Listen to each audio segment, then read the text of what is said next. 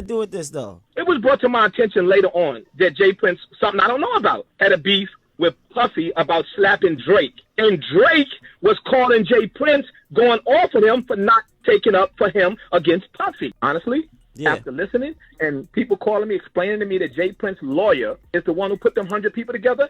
Hold up. Not Drake and Jay Prince secretly working with the feds to get Diddy taken down. Child, so it looked like Diddy had way more enemies in the industry than any of us knew about. Cause Drake and Jay Prince just got exposed for funding the police with millions of dollars to take Diddy down. And allegedly even being behind the 125 victims that recently came out. Apparently, even though Drake and Diddy were putting up a front of being cool with each other, they was actually having some major disagreements over some business issues behind the scenes. And Drake decided to take things to the next level by snitching on Diddy and paying millions of dollars to the feds to help them carry out that investigation. Now, it's unclear just how long Drake and Jay Prince have been doing this, but word on the street is they've been secretly doing it for a long time, and they don't plan on stopping until Diddy is completely broke and destroyed. Okay, so for those of y'all who don't know, Drake and Diddy have been silently feuding for a hot minute now, even before Diddy was incriminated. They beef started back in 2014, when Diddy reportedly put his hands on Drake at the LIV nightclub in Miami, just because they had a disagreement over Drake's two-time Grammy-nominated song, 0 to 100. According to sources who spoke to TMZ, producer Boy DA had given both Diddy and Drake a song to record more than 8 months before the physical altercation happened. But Diddy was too busy freaking off every other night. So he sat on the song, which frustrated Drake because he wanted to record it and release it as soon as possible.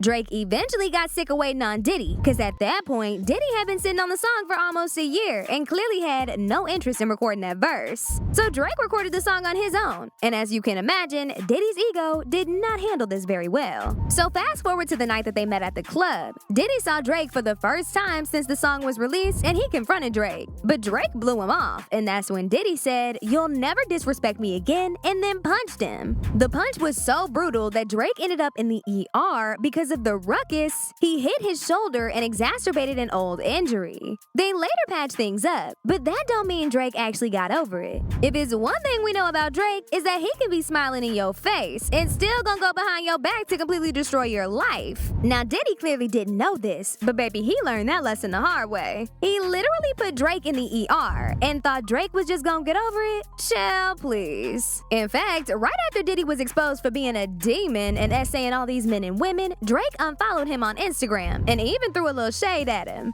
He did this just a few weeks ago when he posted some scenes from the 2015 movie The Big Short. He posted these on his Finsta page on IG. Specifically, he posted photos of the scene where Ryan Gosling's character says, "I never hung out with these idiots after work. Ever. I had fashion friends," which a lot of people believe was a way of him saying he never attended them parties, and he's actually not friends with industry people. But in typical Drake fashion, these IG posts were actually just a way for him to be petty, because he was cooking up something much bigger behind the scenes with Jay Prince. And this was exposed a few days ago by Diddy's ex-bodyguard, Joseph Sherman, aka Big Joe, who made some disturbing revelations. Now, for those of y'all who don't know who Big Joe is, he's Diddy's ex-bodyguard, and he was recently incriminated in an SA lawsuit by a woman named Talia Graves. She claims that Diddy and Big Joe group SA'd her on tape in the studio back in 2001, when she was just 25 years old. Now, Big Joe was not here for this allegation, and he's been appearing in every news outlet he can to deny them.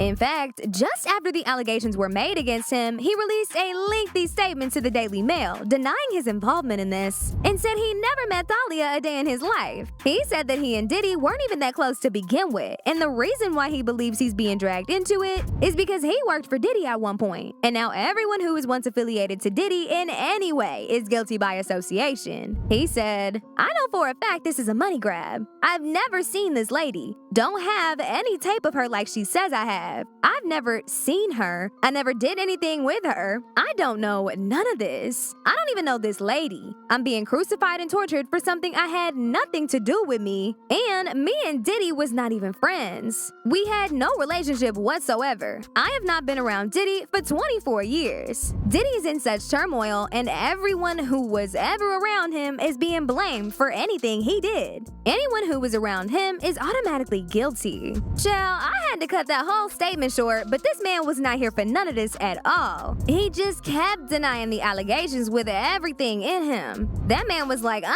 do not drag me into this now. I'm not questioning her integrity. I'm questioning her claims against me. I wasn't the head of the security. You got the wrong man.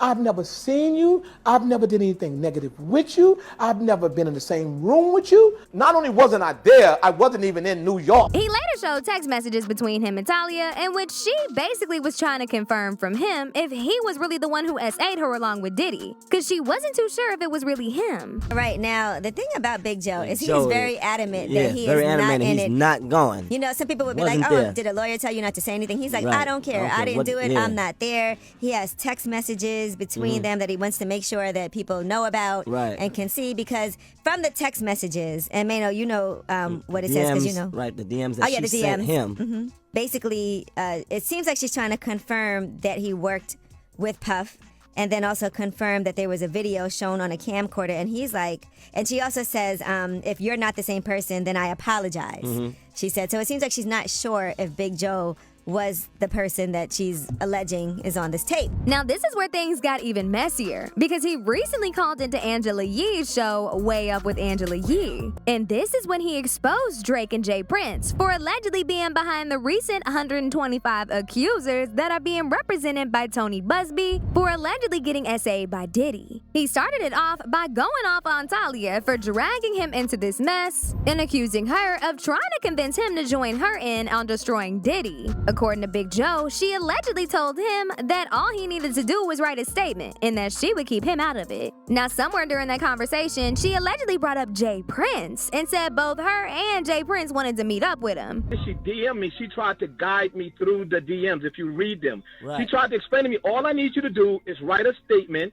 like Bonds did, like other people did. I need you to write a statement and I'll keep you out. I said, keep me out of what?